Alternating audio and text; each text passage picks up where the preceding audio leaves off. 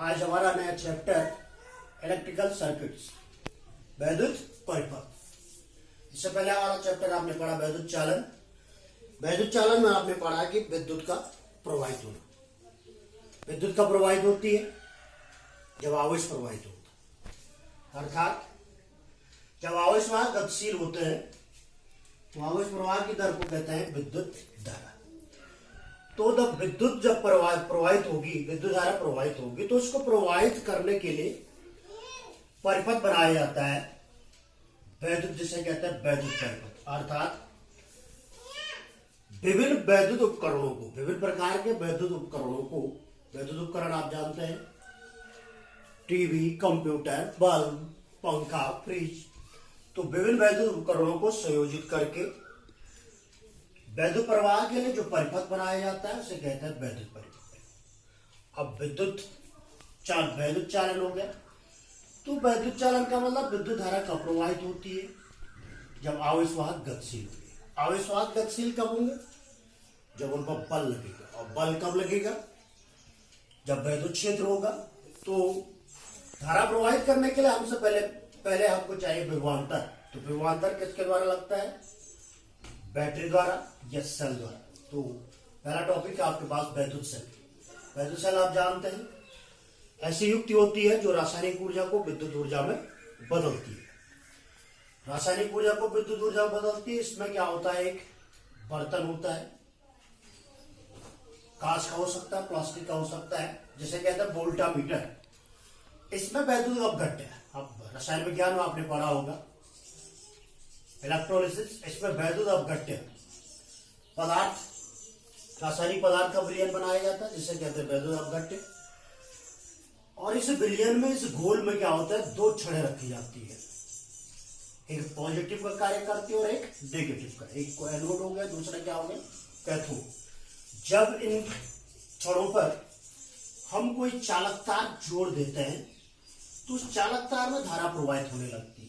और अगर हम उस चालक तार के सिरों पर एक बल्ब, छोटा सा बल्ब अगर आप प्रैक्टिकली घर में करना चाहते हैं, टॉर्च का बल्ब लगा दे तो वो जल जाएगा। अर्थात कब जलेगा? जब विद्युत धारा क्या होती है? प्रवाहित होती है। और विद्युत धारा कब प्रवाहित होती है? जब आवेश प्रवाहित होता है। तो वैद्युत सेल ऐसी युक्त होती है जो रासायनिक ऊर्जा को विद्युत ऊर्जा में बदलती है। इसको बनाने के लिए एक बर्तन लिया जाता है जिसे वोल्टामीटर कहते हैं। इस वोल्टामीटर में रासायनिक पदार्थ रखा जाता है, इसका विलयन सॉल्यूशन बनाया जाता है। इस सॉल्यूशन को वैद्युत अपघट्य कहते हैं। तथा इसमें दो छड़ें होते हैं, एक पॉजिटिव और एक नेगेटिव। एक एनोड का कार्य करती है और एक कैथोड का, जिसके सिरों पर अगर चालक तार जोड़ दिया जाए तो उस सॉल्यूशन से क्या हो जाता है? विद्युत धारा प्रवाहित होने लगती है। अर्थात अंदर कुछ रासायनिक ऊर्जा है या रासायनिक परिवर्तन हो रहा है या रासायनिक क्रिया हो रही है, वो किसमें बदल जाती है? वैद्युत ऊर्जा में। अर्थात विद्युत धारा प्रवाहित हो जाती है। और सेल के बारे में आपने पढ़ा होगा, दो प्रकार के सेल होते हैं, एक प्राथमिक सेल होता है और दूसरे द्वितीयक सेल होता है। प्राथमिक सेल वो होते हैं जो रासायनिक ऊर्जा को विद्युत ऊर्जा में बदल देते हैं। अर्थात इनका एक ही बार प्रयोग किया जाता है, रासायनिक ऊर्जा को विद्युत ऊर्जा में बदल देते हैं। जैसे हमारे पास आपने देखा होगा लेक्लांसी सेल। द्वितीयक सेल क्या होता है कि इसमें क्या होता है कि द्वितीयक सेल में ये भी रासायनिक ऊर्जा को विद्युत ऊर्जा में बदलते हैं, लेकिन इनको हम चार्जेबल भी कहते हैं। इनमें पहले क्या किया जाता है कि विद्युत ऊर्जा को संचित किया जाता है। सेल में रासायनिक ऊर्जा में संचय किया जाता है, इसलिए इसको संचयक सेल भी कहते हैं। द्वितीयक सेल में पहले विद्युत ऊर्जा को के द्वारा सेल को आवेशित किया जाता है, अर्थात उसमें विद्युत ऊर्जा को संचित किया जाता है और वो विद्युत ऊर्जा रासायनिक ऊर्जा में संचित हो जाती है। और जब हमें इनकी आवश्यकता होती है तो फिर रासायनिक ऊर्जा किसमें बदल जाती है? विद्युत ऊर्जा में। तो इनका प्रयोग हम बार बार कर सकते हैं चार्ज करके। आपके घरों में विभिन्न प्रकार की बैटरियां हैं, उनमें जो सेल लगे होते हैं द्वितीयक सेल, इसलिए इनको संचयक सेल भी कहते हैं।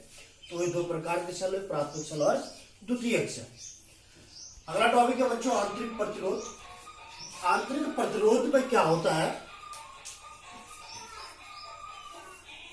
आंतरिक प्रतिरोध जैसे आप जानते हैं कि जब किसी चालक तार में विद्युत धारा प्रवाहित होती है, जब किसी चालक तार में विद्युत धारा प्रवाहित होती है तो उसके मार्ग में जो अवरोध उत्पन्न होता है, पहले पढ़ चुके, उसे कहते हैं प्रतिरोध। उसे कहते हैं प्रतिरोध। तो बेटा अभी हमने जो पढ़ा है वैद्युत सेल की, मैंने कहा कि इसमें जो वैद्युत अपघट्य पदार्थ होता है, रासायनिक पदार्थ का सॉल्यूशन होता है, तो वो क्या करता है, जैसे कि चालक तार धारा के मार्ग में अवरोध उत्पन्न करता है, तो विद्युत धारा बाह्य परिपथ में चालक में क्या होती है, चालक तारों में प्रवाहित होती है, तो चालक द्वारा धारा के मार्ग में उत्पन्न अवरोध कहते हैं प्रतिरोध या वैद्युत प्रतिरोध। उसी प्रकार धारा